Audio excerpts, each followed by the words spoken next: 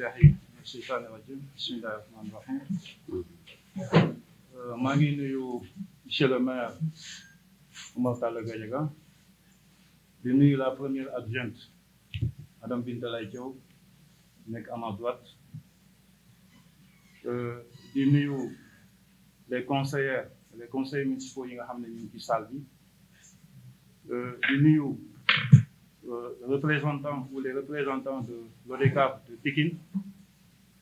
di nuyu le président de la zone 11 de Malika mon frère Ba di nuyu les présidents d'ASC yi nga xam ne ñu ngi teew ci salle bi yëpp ak ñi fi teewul di nuyu également les responsables de structures sportives toutes disciplines confondues ñu nekk ci salle bi yëpp di nuyu également le directeur du stade municipal Seydina Ba bu Malika mon frère Khadim Mbaye mu toog nii di nuyu également sunu invité d'honneur muy une gloire une fierté de Malika xam naa dinañ ci ñëwaat Mansour muy sunu grand Djibika mu toog nii ñu may ñaan ñu tàcc ko balaa may continuer ñu woo ko tey pour mettre en réserve pour également wan xale yi que ni benn royukaay mu ngi nii def lu nekk ci football def lu nekk ci sport Malika tey ñu woo ko pour vraiment wanale ko ak xale yi ñu xam ne am nañ ay royukaay donc may nuyu képp ku teew ci salle bi rek maa ngi lay nuyu di nuyu également la presse gis nañ ne la presse également non seulement teew nañ fi mais am nañ patience également jégal ñu le retard par rapport au chronogramme qu'on avait donné au départ di jégalu des aléas de dernière minute moo waral le temps de retard ñu ciy jégalu donc la presse ñu ngi leen di nuyu di leen sargal la presse locale ñu ngi leen di nuyu di leen sargal parce que Malika aujourd'hui aussi c'est une fierté pour nous suñu demee ba tey bu ñu waxee la presse ñu ne la presse locale donc ñi nga xam ne ñooy les précurseurs de tout ça on les rend hommage et on les félicite on les encourage donc ça aussi forme de développement là et d'avancement. Maintenant pour revenir à cette cérémonie d'aujourd'hui, je pense que depuis l'avènement du maire Oumar Talla Gadiaga à la tête de cette commune-là, cette cérémonie-là est devenue comme on dit une tradition. Vraiment une tradition. Chaque année, le maire octroie des subventions aux structures sportives. Comme tey on est là dans le cadre du sport, dañuy wax ci structure sportive mais am na yeneen structure ci yeneen domaines yi ñuy subventionné mais comme on est dans le cadre du sport dañuy wax ci dans le cadre du sport. Je pense que cérémonie bi ren nag dafa am particularité quoi. Particularité bi mooy li ma wax sànq on a un invité d'honneur muy sunu grand ji bi mais également dañu koy def ci benn moment bi nga xam ne moment la bu coïncider ak benn rêve bu mag bu nga xam ne jeunesse su Malika amoon nañ ko parce que ku wax sport wax infrastructure boo koy defee sport toute discipline confondue soo amul infrastructure boo ko defee dafay am lu bari lu des yàlla nag mooy maye yàgg ko ñaan je me rappelle en 2014 ci la salle bi nga xam ne moo nekkoon ci suuf la salle de délibération bay di Kébé ñu koy ñaanal yàlla xare ko aljana monsieur le maire bi muy jël parole ci remise de subvention yi dafa waxoon ne man maa ngi bëgg pour Malika la jeunesse de Malika ñu am benn sport benn stade omnisport noonu la ko waxee woon. Je pense que tey en 2021 ñaan googu yaakaar naa ne yàlla nangu na ko parce que aujourd'hui je pense que le stade municipal Seydina Ba quand même sur le plan du sport sur le plan de infrastructurel nekk na une fierté nekk na une grande réussite donc loolu je pense que sant yàlla la quoi. Maintenant comme ni ma ko waxee rek particularité cérémonie bi aussi dem na ci cette année-ci sincèrement on a ratissé large. Je pense que toutes les sportifs toutes les disciplines toutes les structures yi nga xam ne ñu ngi ci commune bi cette année le maire a tenu à ce que ñu subventionné leen. Je tiens encore en parlant de subvention également depuis que également l'avènement du maire chaque année également on a constaté qu'à chaque fois il demande à ce que les sommes soient relevées à la hausse. Moo tax cette année également dinañ subventionner la zone 11 de Malika à hauteur de 750 000. Les 14 ASC yi nga xam ne ñooy compétir ci mouvement navétane bi également seront subventionnés à hauteur de 250 000 par ASC. L'AS Malika xam ne mooy l'équipe Fagnon également ñu leen di nuyu ñoom aussi di leen encourager ci également liggéey bi ñuy def aussi seront subventionnés à hauteur de 500 000 francs. Les écoles de foot, comme on dit, au nombre de 13, ñoom aussi subventionnés à hauteur de 150 000 par école. On a 2 dojos également avec 2 écoles de basket également seront subventionnés à hauteur de 100 000 pour chaque dojo et chaque école de basket. La lutte également, comme ni ñu ko xamee foofu aussi discipline la bi nga xam ne Malika desu ci ginnaaw. La preuve, le meilleur lutteur en lutte simple ci année 2020 Malika la dëkk à l'occurrence général de Malika. Barki démb la invité ci open press bi mu doon def fii ci stade bi le maire bu déplacé wu ak staff bi yëpp dem fa s'affronter ak moom. Je crois qu'on a vu les images. Et aussi suba la am également un grand combat. Donc de passage aussi ñu ngi ko ci ñaanal yàlla may ko ndam comme ni ko maire waxee ci stade bi. Nous sommes de tout cœur avec lui, nos prières et tout, nos pensées, Inch'Allah, vont vers lui. Ñu ngi koy ñaanal ndam ci loolu mu jëm quoi. Donc l'écurie de lutte également sera subventionné à hauteur de 300 000 également. Voilà. Donc le beach soccer également, effectivement, le beach soccer aussi, on les encourage. On a vu que ñoom aussi ils font des résultats remarquables alors qu'ils n'ont même pas duré ci discipline bi. Je crois qu'ils ñu ngi ci seen 2e année. te vraiment gis nañ ne ay performances yu baax lañ ciy def ñoom aussi dana leen subventionné à hauteur de 250 000 ñoom aussi. Voilà donc su ma fàttewul dara je pense que loolu mooy en chiffre li nga xam ne mooy subvention yi. Je crois que loolu aussi bu ñu ko boolee ak li nga xam ne maire mu ngi koy def chaque année depuis que bu mu fi nekkee muy jël en charge tout ce qui est dépense en matière matérielle ci final CNP bi muy final zonal bi. Tout ce qui est trophée, tout ce qui est jeu de maillot, tout ce qui est jeu de blouson et de ballon, je pense que chaque année, c'est pratiquement une enveloppe de 7 millions de ñuy dépenser ci loolu. Et cette année-ci également, quand on a reçu la zone en audience comme ni ñu koy defee à chaque début de CNP, on les a reçus. Le maire a dit également que lu ma doon def noonu su ma ko yokkulee également du ma ko wàññi. Donc cette année-ci également. On attend également Inch'Allah ci CNP bi mais li mu doon def su ko yokkulee comme ni mu ko waxee Inch'Allah du ko wàññi. Donc je pense que loolu daal mooy en résumé li nga xam ne moom laa bëggoon a wax à l'endroit de l'assistance parce que comme dañu accuser un peu de retard du ñu mën a vraiment développer comme on a voulu le faire mais je pense que on a campé le débat di ñaan ñëpp.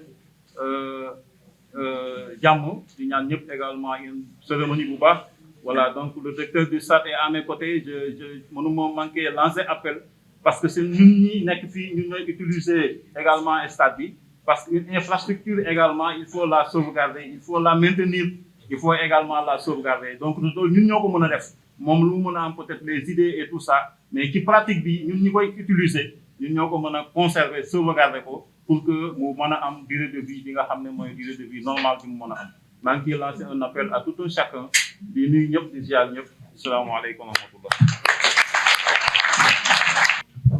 asalaamaaleykum mbooloo bi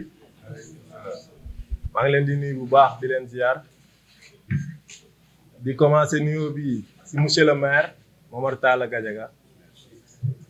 di nuyu également l'ensemble de ses collaborateurs. maa ngi nuyu aussi le président Ismaïla nekk président commission sport bu mairie bi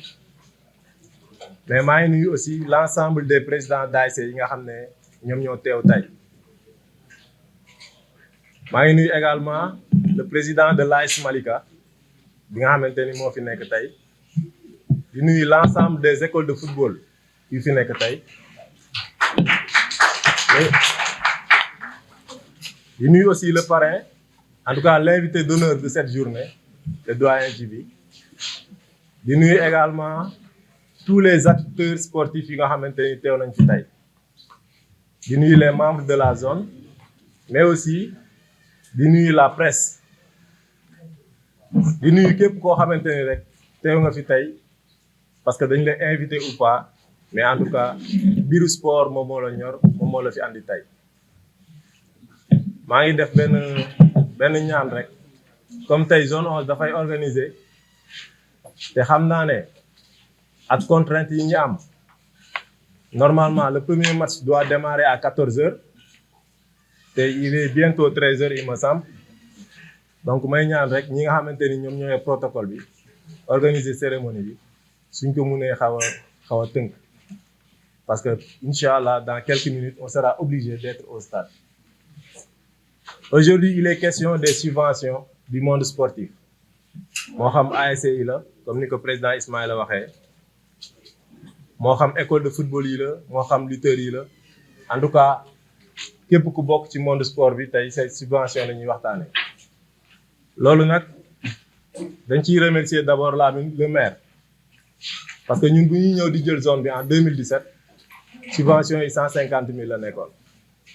mais c'est parce que effectivement dañoo waxtaan ak moom aussi mu accepté yokk ko ba 250 000 par ASC et 750 000 pour la zone même su fekkee ne par ailleurs amaguñu satisfaction totalement parce que moom mun na ko seede bi ñu doon waxtaan ak moom pour yokk subvention yi bi ñu laajee ñun dañ ko ne jàpp nañ ne ASC yi mun nañu am ba 500 000 francs zone mun na am 1 million par année te aussi waxoon nañu ne dafay démarrer ak 250 000 mais mbébétam mooy mu egg ñun fi ñu bëgg muy 500 000 donc ñu ko ciy remercier di wax ne aussi si affaire subvention yi toujours ba tey parce que effectivement tey loolu la ñuy waxtaanee mooy que ni constaté nañ ne ren subvention yi dafa teel a génn su teelee génn nag kon ñun jàpp nañu ne chaque année war na mën a teel a génn donc loolu moom benn ñaan la bu ñuy ñaan pour que ASC yi bañati toog ba war a jouer quart de finale pour jot avance pour que ASC yi di teel a jot parce que gis nañu aussi dans certaines communes avant même ñuy démarrer CNP bi ASC yi dinañ leen jox seen ay subventions beneen bi également mooy wax ne stade bi foofu laa bëgg a terminer parce que bëgguma guddal parce que loolu laay ñaan ku nekk ci ñun mooy stade bi macha allah am na lu fa nekk te rafet na macha allah donc ñu ngi remercier mairie bi ak population bi yépp pourquoi ma boole ci population bi parce que suñ ko sàmmee population bi la surtout le monde sportif parce que nag soo amee loo xamante ni communes yu bari ñeewee nañ la ko da ngay fexe ba loolu nga mun koo sàmm te kenn du ko sàmm lu dul ñu fay jouer lu dul zone bi lu dul ASC yi lu dul AS Malika lu dul équipe championnat et école de football ñun ñëpp ensemble ñun ñoo ko mën a sàmm mais aussi di souligner que ne am na aussi quand même énormément de choses à améliorer dans le stade. Il est vrai que le directeur du stade si ñun la bokk parce que c'est un membre de la zone par ricochet même il est un vice-président énormément dañuy communiquer ak moom sur les manquements yu ñu am ci stade bi si jëkk mooy des tribunes parce que macha allah stade la ñuy wax mais en réalité à part la pelouse ak grille bi nga xam ne daanaka yàqu na c'est toujours un terrain bi ñu fi yore woon ba léegi parce que amul tribune yoo xamante ni dina mun a protéger acteurs yi nekk ci biir terrain bi ba suñuy football xëy na bu doon stade Alassane Djigo su nit sànnee xeer du egsi ci pelouse bi su génnee ci biti sànni xeer daanaka du egsi ci pelouse bi su doon yeneen stade yi c'est le cas mais fii li tax yàq fi match yomb c'est parce que su nit génnee rek su sànnee directement day dem ci pelouse bi donc loolu aussi ñuy ñaan commune bi ñu jéem ñu jàppale ba stade bi am ay tribunes mais aussi grille de protection bi ñu mun ko defaraat mais aussi il y a des cailloux il y a énormément dafa bari ay xeer ci biir terrain bi ñun dem nañu sax zone 11 ba ne est-ce que duñu jël une journée inviter l'ensemble des ASC dégager xeer yi nekk ci biir terrain bi mais pourquoi ñu hésiter parce que xeer yi ci terrain bi en général du ñoom la ñuy jël di ko sànni en réalité xeer yi ci biti la ñuy jël di ko sànni parce que pour supporter sànni xeer il faut mu génn ba ci biti mu soog a sànni xeer mais en tout cas ñun jàpp nañu ne stade bi duñ ci sax xaar kenn parce que ñun ñoo war a jiitu ci li koy defar su zone 11 amoon ay millions moom mooy defar tribune bi wala boog kenn du ko si jiitu kon ensemble jàpp naa ne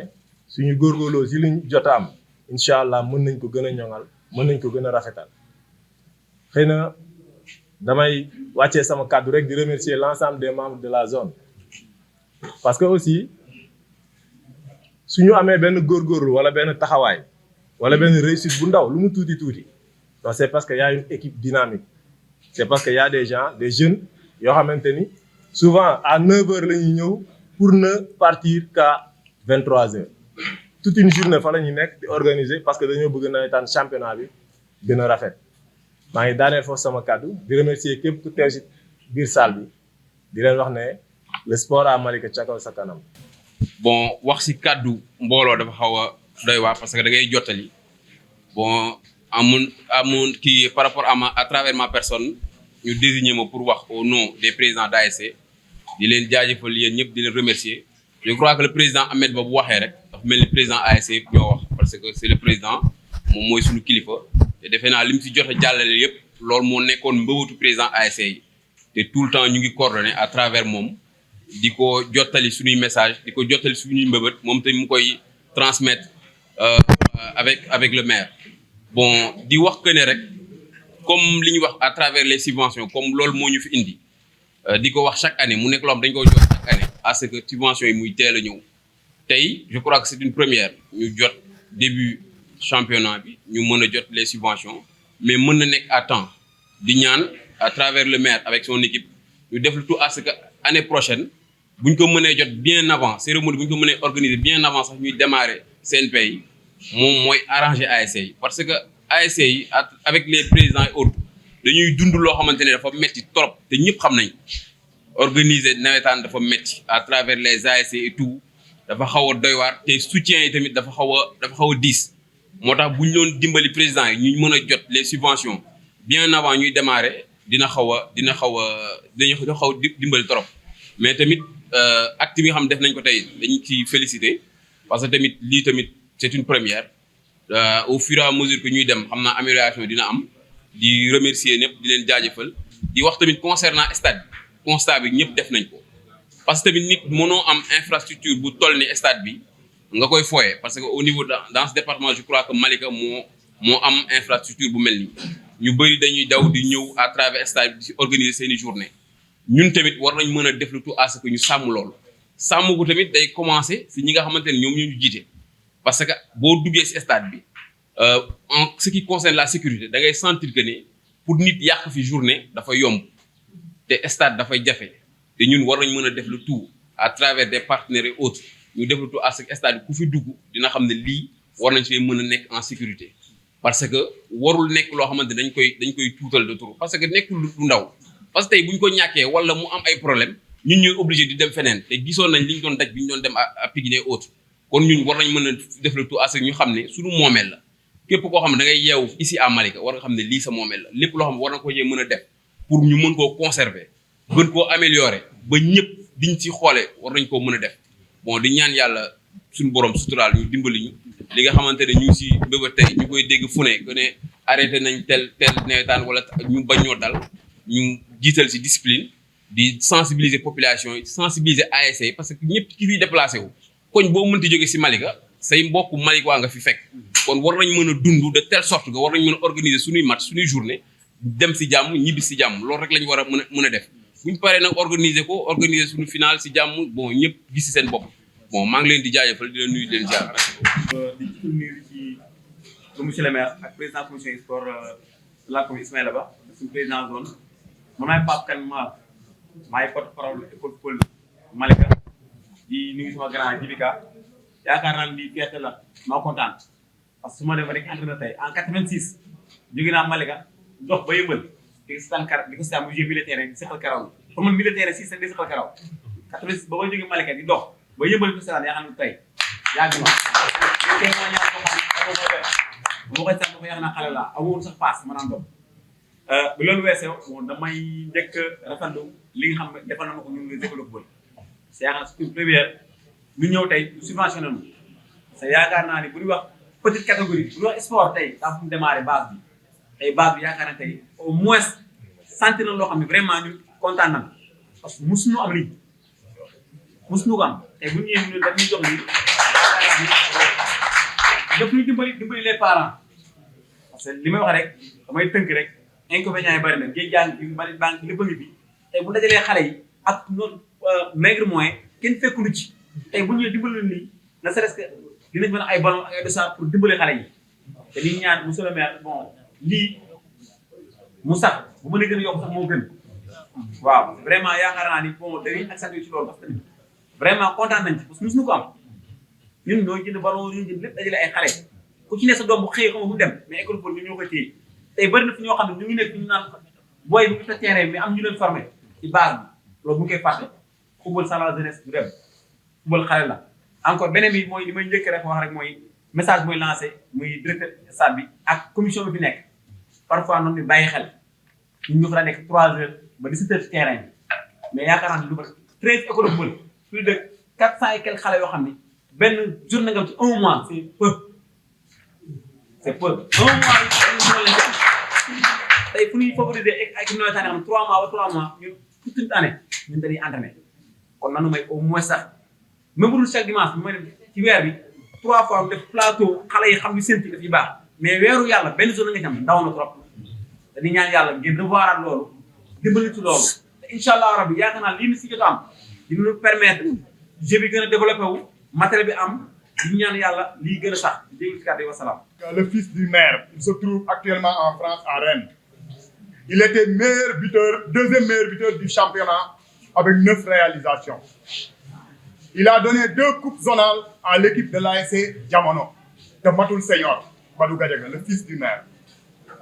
C'est un talent pur à l'état pur. Kooku Baye Mbour moo ko formé. Il avait le meilleur gardien du championnat. Il avait la meilleure défense du championnat. Et de tous les joueurs titulaires sur le 11 de départ, tous les joueurs titulaires sur le 11 de départ avaient marqué des buts sauf l'arrière droit. Baye Mbour moo def loolu. Si beneen année bi mu ñëw jël championnat bi avec l'AS Cambérène 1-0 à la 90e minute de jeu. Pourquoi je vous dis à la 90e minute de jeu, le fils du maire Badou Gadiaga, match bi 0-0 la ñu joué ba 89e minute mu ñëw ci banc de touche fekk ñu toog. J'étais le coach adjoint de Djibi Kobor mu ñëw ni coach ñaata minute moo des ñu ne ko 1 minute moo des booy bi nii loxo bi ci gémmañ bi delloo ko bal bi mu ñëwee ci tànk bi dañu gis Kempes foofu dañu gis Alignan foofu dañu gis Badou Gadiaga foofu dañu gis Djibika foofu l'enfant de Malika qui a éclaboussé le football contre Laye Camara. am na match bu rëy bu mu football AS Malika ñu yéex a ñëw avant ñu ñëw 15 minutes bu dugal 3 buts kii moo ko def Père Djibika. Il a joué avec Laye Camara mu ngi nii keroog dafa muur Laye Camara contre Benja mu ngi nii moom moo ko def. jëlee nañ ko fii di ko yóbbu port mu ngi nii loolu Djibika moom moo ko def. contre Gorée moo toj fii Djibika loolu moom moo ko def c'était dans les années 1976. kon donc Baye Mbour dañuy dellu si waat ci moom muy performance boobu moom moo ko def kon Baye Mbour mérite un chapeau mérite des applaudissements yaakaar naa mas aussi tamit dina topp ci trace Baye Mbour ba tey ñu am 2 équipes fañon muy l'AS Malika et le MAS Académie Football Club ñu mën a delloowaat Malika au sommet du football de la petite catégorie au niveau du Sénégal au niveau du département de Dakar. Baye Mbour ñu ngi lay jox kàddu bi.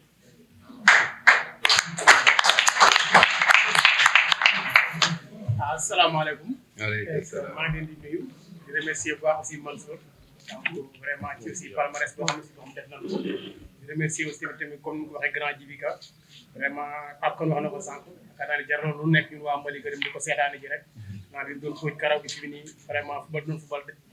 boo doon seetaan rek même boo dëkkul Malika sax buy football da nga doon envie di ko seetaan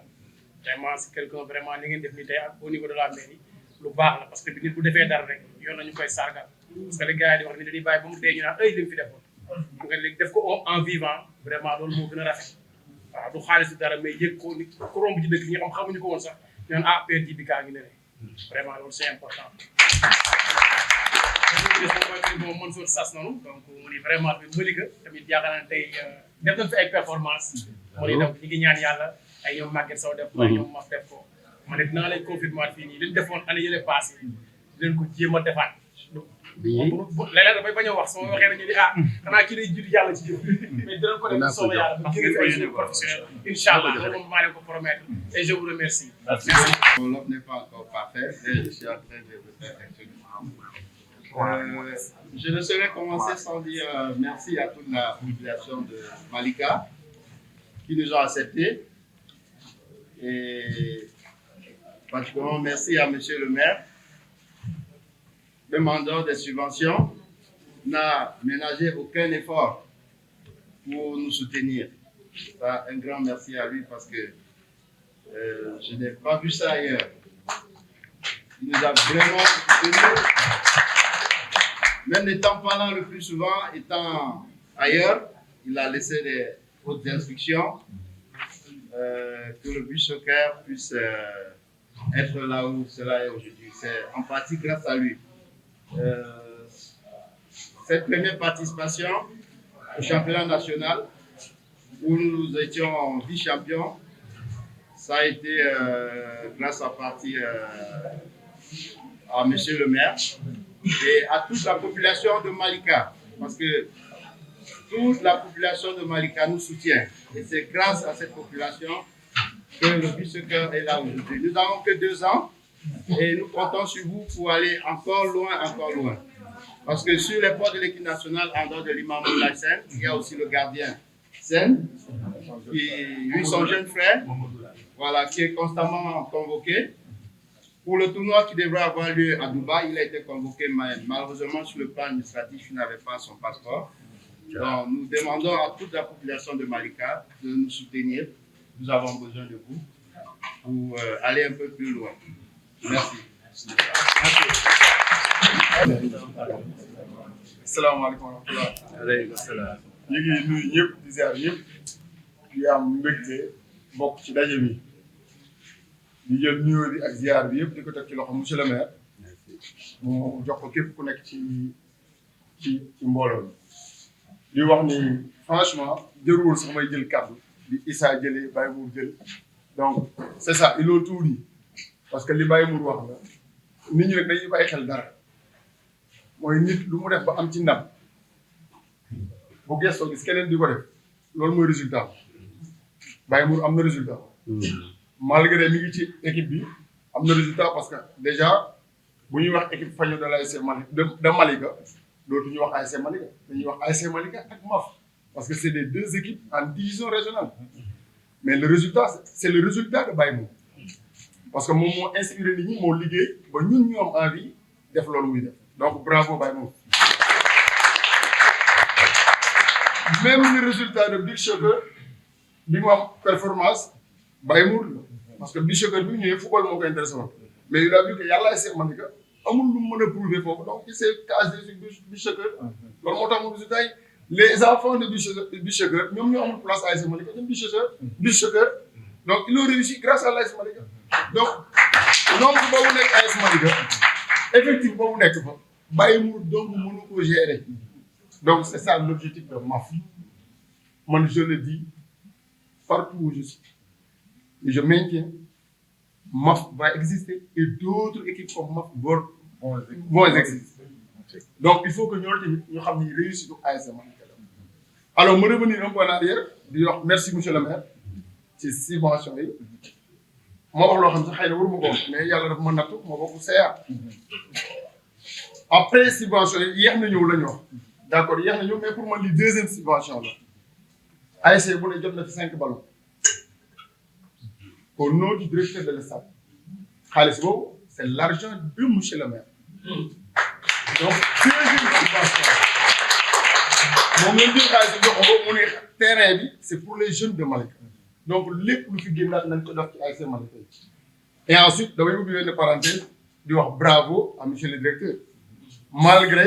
l'abli day yokk aw fas muy daw mais bravo parce que terrain bi ñun ñëpp yoo xam ne bi ko fi mu jaww di livré et aussi bala ma ñëw ci loolu damay wax bravo aussi monsieur le président de la commission des sports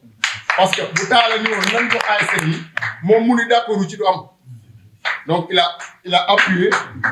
d'accord ci amu ci benn discussion parce que fii lañ toog en CR décidé ko donc bravo tamit mais encore une fois résultat boobu bu amee ci directeur bi donc il faut reconnaître que ni terrain bi ñu ko jaw di jox il n'était pas en bon état desoon na lu bëree bëri bi ñuy jël monsieur le maire le directeur di ko jox on n'a pas enlevé des millions di ko defaraatal terrain bi liggéey donc au bout de 3-4 mois mu génne lu mën a jëndalee équipe bu ne 7-4 ballons mais merci monsieur le directeur donc damay terminer parce que wax jaay gi ba mu gudd te warul a gudd ci li Mansour wax defe naa bàyyi mu wax ko foofu lay terminer ci Djibika ñun suñu réussite football c'est les grands ñun ñii lañ xool ba mën a football et je l'ai dit toujours boo yu bëri fii su ma leen rombee dama leen di domp wala may kaf ak ñoom wala saa ci ñoom laa ko jëlee on était tout le temps avec les grands comme Djibika comme Ablaye Seck comme Cheikhou Thiam comme gars yooyu nga xam ne dañuy kaf ak ñoom di football ñu ñuy corriger ñuy nangu te musuñu cee saaga benn grand musuñu cee xeexal benn grand c'est ça la réussite en tout cas les jeunes joueurs je vous encourage ngeen xool ci grand yu mel nii xool ci ay Khadim Mbaye ay Aliou ba mën a egg fi ñu egg relever le défi wax naa ko ci terrain bi l'autre jour bi ñuy ñëw bi ñu mën leen dañuy wax Mamadou Niang parce que am na présélection équipe nationale Sénégal bien vrai que nag c'est pas pour me jeter des fleurs kenn nit ci yéen nekkagul professionnel comme man en tout cas j'ai eu la chance d'être le premier Sénégalais à signer un contrat professionnel en Algérie te Malika laa def donc loolu ñu dàq fool ñoo fi nekk en tout cas merci monsieur le maire merci monsieur le président merci le directeur et merci tous les salaamaaleykum wa rahmatulah. aleykum salaam. ñu ngi leen di nuyu yéen ñëpp di leen baal ak di leen baal ak aussi di wax en tant que président de l'ECRI Malika Mbolo kon nag su may nuyu damay njëkk ci nuyoo bi monsieur le maire Talla Gadiaga di nuyu premier adjoint au maire madame Bitela Diaw di nuyu les conseillers municipaux di jël seen nuyoo di ko teg ci loxo Ismaïla président commission sportive ndax tey moom moo xew la ndax li xew maire moom moom la ko dégg kon Ismaïla ñu ngi lay nuyu bu baax a baax di nuyu le directeur président zone 11 di koy nuyu bu baax Ahmed Diallo di nuyu représentant de l'ODCAV Moussa Thiam ñu ngi koy nuyu bu baax a baax a baax di nuyu le monde sportif ndax tey yaakaar naa tey salle bi ay sportif donc ña fi nekk nag tey dafa am particularité te dañ fi daan daje di subventionné ASC yi kese buñ ci daan yokk peut-être marque lañ ci daan yokk tey nag bu ñu nee 13 écoles football jox nañ leen école football bu nekk 150 000 loolu innovation la pour man loolu kese bu ñu ko defoon dafa doy sëkk ndax loolu gis rek base la comme ni ko Pape Kane waxee école football mooy base lu lépp moo tax ñu naan nawetaan am na niveau moo tax ñu naan championnat am na niveau moo tax ñu naan équipe nationale baax na kon mention spéciale à vous. may nuyu nag di beral nuyoo monsieur Yaya Diallo ndax Yaya ci kër gi mooy président écrit Malika Mbolo mu nekk ci nag bu fa dara nekkul boo ko kenn bëggul ba moo ko téye woon kon Yaya mention spéciale ñu ngi lay sant di la gërëm entraîneur Mbel ñoo xam nañ ni lamb ji entraîneur moo ci gën a sonn te amul salaire gis nañ ni ngay topp ci xale yi di leen jàppale bu dégg ci suba ngoon kon ñu ngi leen kontaane papa aussi ñu ngi koy sant bu baax a baax ak mbir yëpp xëy na loo gis nag day am ku ci gën a fës écrit Malika Mbolo nag xëy na général moo ci gën a feeñ ndax moo nekk champion du Sénégal 2021 bi ci poids lourd yi nekk meilleur lutteur 2019 2020 pour dem ba daan Reug Reug kon yaakaar naa kooku du cuune yàlla dogal aussi mu am combat suba ñu ngi koy ñaan yàlla na ko yàlla may ndam ak suñu grand rak bu tudd Texo li ñuy santee maire nag ba ci combat suba yi sax daf ci jàpp commandé na ay t-shirt te dinañ leen jàpp ci kaar yi kon loolu maire kon du xaalis rek nga jox écrit bi mais yàgg ngaa jàppale mbër li may leeral bëre dafa wuute ak yeneen discipline yi man dama naan bëre gis nañ ñu koy subventionné xëy na école football wala ASC dañuy bàyyi at ñu am jot subvention benn yoon mais mbër muy bëri ñu jàppale la kon yaakaar naa ñu ngi leen di jàppale individuellement loolu bu ñu ko fàtte nga 300 000 yi ngay def ci écrit bi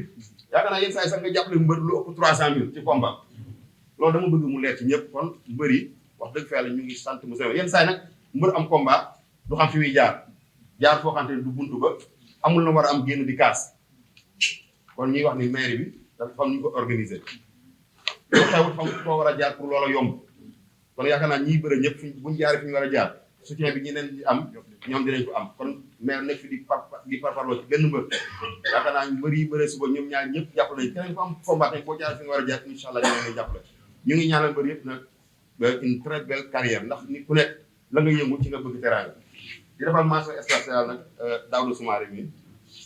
wax dëgg fa yàlla ku mën a sonn ci mbëri la ku mën a sonn ci mbëri la day bàyyi soxlaam jël alalam temps lépp di ko ci def yaakaar naa général bu egsi fi mu egsi nii ginnaaw yàlla daa muy def cee jàpp bu baax a baax général nag nekk généralu Malika ba muy nekk beneen écrit bu nekkul Malika sax turu Malika bi da ko collé woon ci boppam pour bañ a réeral identité bi ba muy nekk écrit ci ñoom Ama général Malika la tuddoon bi mu ñëwee écrit Malika mbooloo aussi général Malika lay dégg même buy bëree tamit drapeau chef de l'état ci yeneen région yi turu général Malika lay yóbbu kon kooku ambassadeur la boo xamante ni waa Malika lañ ko war a delloo njukkal ñu ngi wax nag di jël engagement même bu liy jàllee ñun incha allah waa Malika dinañ organiser benn journée sargal général ak mbër yi nekk Malika yëpp loolu moom bu soobee rek dinañ ko def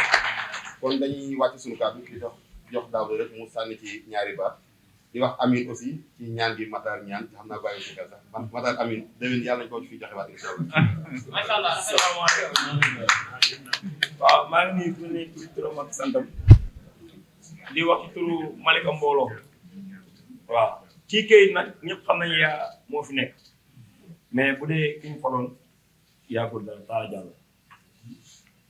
may kaas nag man li may wax nii du kaas ay données dong la bëgg ñu defaral ñu rek yàlla xam na ko Malika écurie bi wax dëgg yàlla ñu ngi liggéey ba pare yàlla def na ñu ngi def ay performance wax dëgg yàlla daal dimbali nañu bu baax parce que 140 écurie moo nekk Sénégal Malika jël na deuxième ren. ñu am ci benn mbër tamit yàlla di ko suturaal wax dëgg yàlla yóbbu na écurie bu sori sama frère la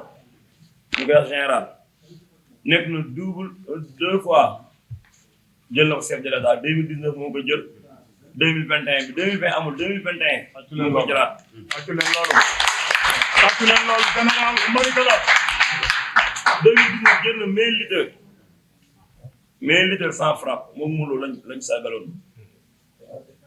ñuy ñaan tamit monsieur le maire boo ñu mënee dimbali. nga jàppale ñu ndax turu lamb ji yóbbu na Malika turam foo xamante ne nii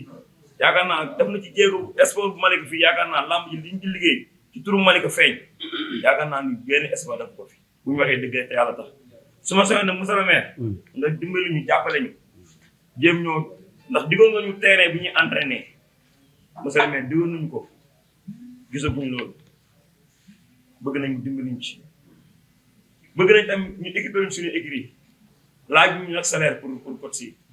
mais ñu équipé ñu écurie bi ba mu nekk digne de son nom ñu am lumière am ay grande box am ay pound ñun suñu soxla bari loolu ñu bëgg nañ tamit mu dimbali ñu ci bu ñuy bëree comme li Talla wax ngeen jàppale ñu ci ay car ak ay billets parce que loolu dong la ñu ñi di rawee mais bu dee li ñuy def ci terrain bi di bëree suñu xale yi macha allah kenn dàqaleen ko waaw te ñun rek ñoo am géej su ma soxee monsieur le maire mu ngi dimbali loolu te déggoon nañu fi def ay licence pour ñu jàppale ci licence yi booy yi di bëri ndax booy duñ am na xam dañuy bëgg licence te licence dafa seer ay 10 000 francs la booy bëri duñ ko am déggoon nañu fi 15 après 3 la ñuy joxoon su ma soxee ñu jàppale ñu ci bu baax ñu ciy dimbali monsieur le maire waaw man yaakaar naa loolu doo nga suñu jafe-jafe waaw li si dégg boo yaa koy assuré macha allah. di nuyu nag toute la municipalité à travers son maire monsieur Talla Gadiaga ak reconnaissance bi mu am envers moi di nuyu Ismaïla Ba di nuyu directeur stade ils ont été toujours mes amis surtout qui on a joué ensemble di nuyu sama copain wala ñuy wax Mario Kempes donc man ça c'est une fierté pour moi de venir devant une assemblée pareille xam na ñu ma xam am na ñu ma fi xamul c'était pas évident mais nag tey vraiment da ngeen ma atteindre au fond de mon cœur vraiment qu'est-ce que j'ai pas fait en Malika tout fait il y en a beaucoup am na yoo xam ne sax mënu ma ko wax daal cadre yooyu rek cadre yi rek j'ai fait une émission avec lui jaar si K Média TV da ngeen koy suivre ngeen xam lépp parce que kii li muy wax nii donc peut-être c'était ay temps la woon daal ne ay bitu fajar moo tase woon nag ñii la woon vous avez la meilleure équipe du village Omar Sène ki ne woon doon seen gardien donc ceux qui étaient toujours en retard de 10 minutes sur le pour dem stade fekk wuñu bi yu bëri keroog Cheikh Thiam doon joué avant centre dama ni ko Cheikh maa joué comme ailier droit dugal ailier droit ma ñëw comme numéro 9 dans l'espace de 15 minutes j'ai battu Omar Sène 3 fois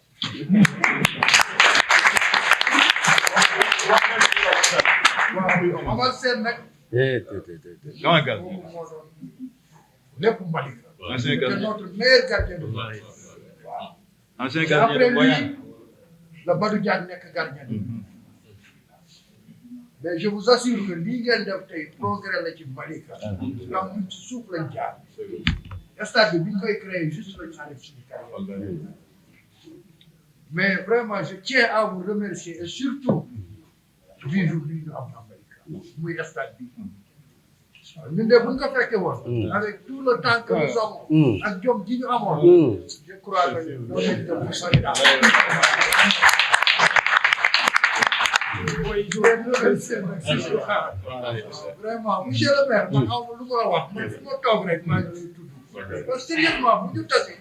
da ngay yëngal sama yaram ndax li may téye ak li may wax ci chuchote même bu ñu nekkee milieu bu ñu dem daal tu m'as démontré ni nga ma jàppee daal vraiment ça me fait droit au cœur maa ngi lay gërëm di la sant nee naa la ko koy wax ne woon naa ko mun nga nekk ci yeneen dimension di ma ignorer et jamais il l'a fait ça bu ñu tasee il se rabaisse ànd ak man di ko wax et merci à tout le monde di bu gërëm di leen sant daal waaw jërëjëf ni leen stade bi du yomb de ñu ne ma monsieur le maire bul àggale damal nee ko stade rek donc sama staff waa Malick maa ngi leen di sant bul woon ak yéen man am naa kersa donc stade bi ce n'est pas le maire c'est Malika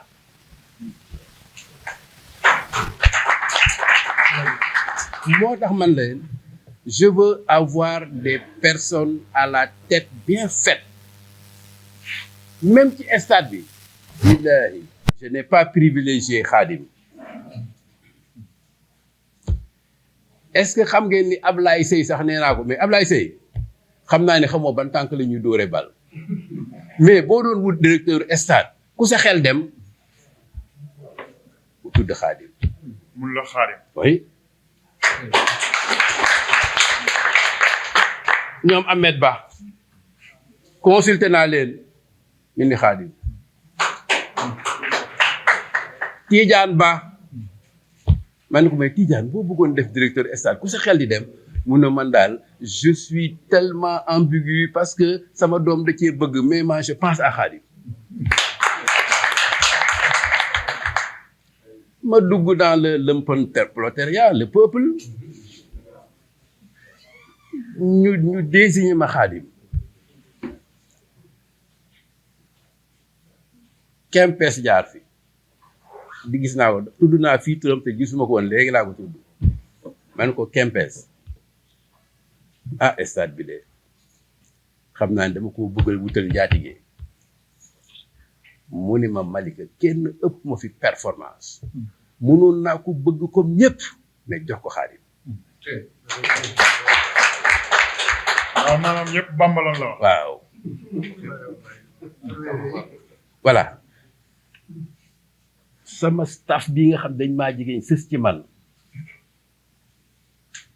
Ismaïla du ma ko depuis muy nekk président zone gënoon sonnal ci ay coupe nii la ñu monsieur maire lii la ñu bëgg moom ma gënoon sonnal léeg-léeg sax dañ daan xuloo man ak Ismaïla manuma loolu mu tape sur la table depuis lors il m'a pas quitté d'une seule semaine bi ma waxtaanee ak moom ñun ñëpp dañ ko def Khadim ma ne nag Khadim ci y a un grand défi à relever tout le monde pense à toi kon Khadim jërëjëf wax nañ fi ni stade bi manqué na lii manqué na lii manqué na lii loolu moo jaadu mais quand j'ai nommé un directeur je lui laisse l'autonomie de poursuivre les choses te xam naa ne mi ngi négocier ay tribune du ma ko wax xoolal fii lenn rek laa ko sant stade bi c'est pas une œuvre de bienfaisance ça doit être rentable am nay jamono sama 5% da ngeen ma monsieur le maire may ma ko ma may leen ko léegi yéen a war a may budget Malika j'attends de vous la performance stade bi war naa mën a yor Malika les subventions am nay jamono kenn du ko laaj kenn mais quand je venais d'arriver à la mairie amuñu woon 100 millions de budget ñu ngi ci 800 millions su ngeen bëggee ma yokk ñeex rek yokk leen ñànktal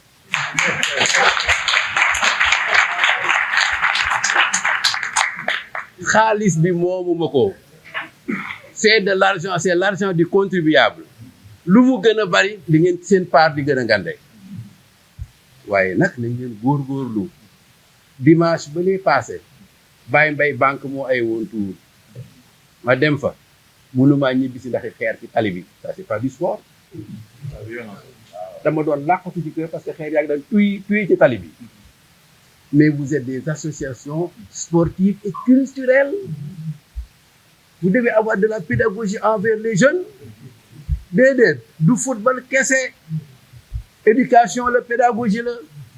te xale yi mën na wóor na yàlla ni xale boo yaru golo lay doon xale boo def nit lay doon sama mbokki murid yi da ngay jàng alxuraan comme ñoom ngeen mokkalandoo téere bi mu ëpp le tarbiya ak yar parce que beneen domaine la il faut ñu yar suñu doom yi xam leen ni football du sànnentey xeer man dem naa stade di seetaan match Malika contre Malika 2 équipes ñu ni diw moo ci dàq football ñu yabal nit ni ko da ngay xaar ba mu kii rek nga toj bët bi te c'était mon football dañoo toj bët bi mënatula man ko yow football wax mun ma suma projecteur yi dafay mel daf may jàmm ça c'est pas du sport ça c'est pas du sport entre parenthèses en passant maa ko dàqoon a football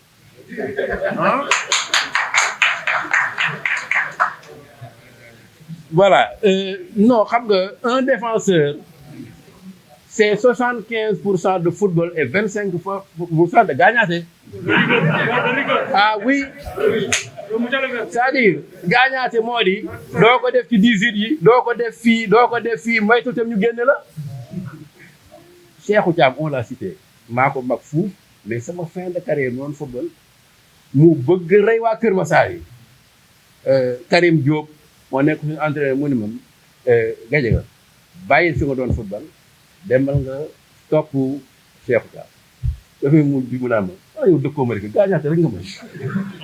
gaañaate rek nga mën je sais dëkkoo ma rek gaañaate rek nga mën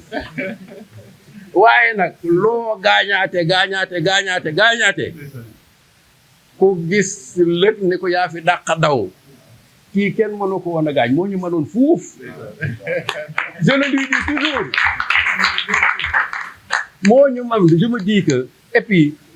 da nga defee ni je ne te jette pas de fleurs c'est pas mon habitude mais fu ma ko fekk ne ko yow déedéet beneen nit la woon Ablaye Sène il joue nga defee day fo da ngay defee day fo cuguñ tagañ ba jekki-jekki bi ne tuy mais nag Malika c'est pétri de talent ce ne sont pas les seuls est-ce xam ngeen chef de village Maa Abdou Sène da daan football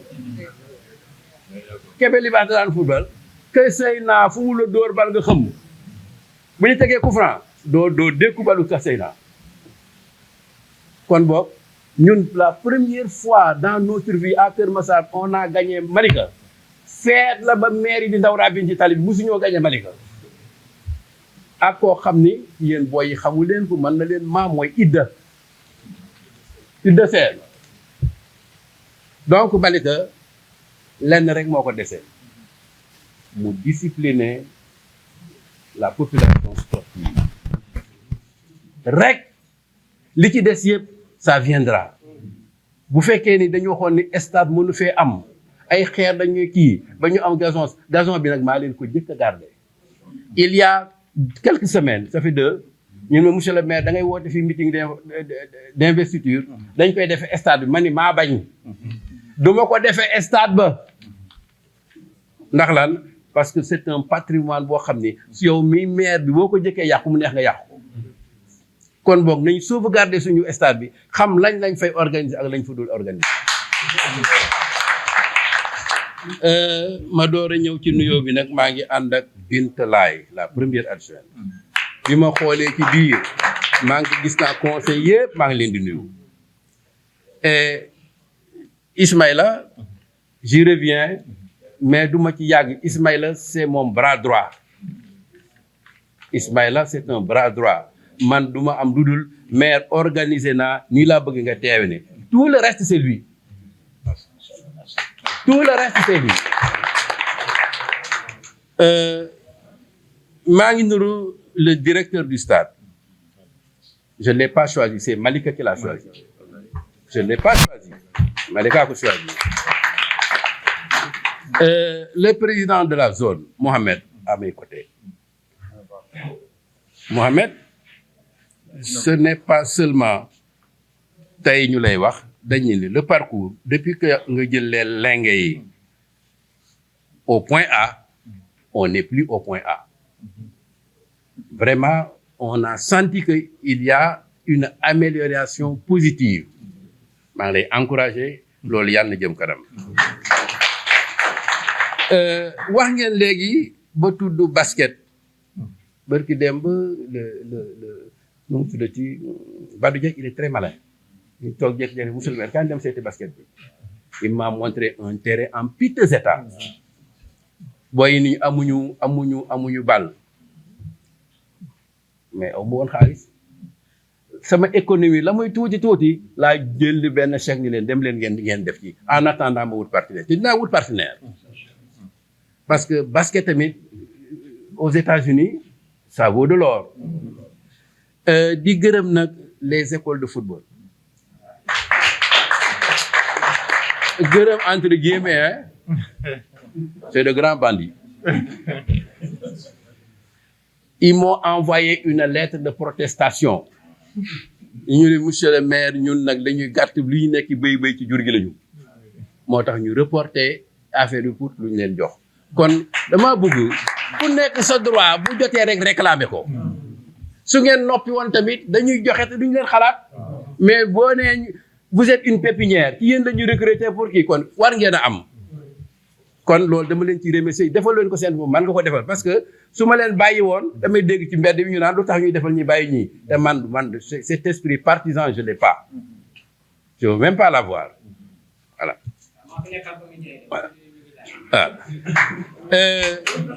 Les anciennes gloires Djibika moo leen représenté li ma leen wax ci Djibika bàyyi naa ci lu bari mais mun naa ci lim koo xam ne barki démb la fi jógee yàlla na ko yàlla si yërëm mooy Tamsir gis nga damm na ñaata yoon ci football ñaata yoon la damm mais ndax mën a football rek da lay duut ba nga ñëw ñi pàdd ko mu damm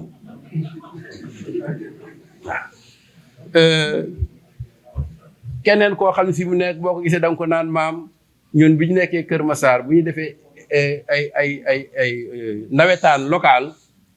dañ ko daan jël muté muy Samba An Diop Samba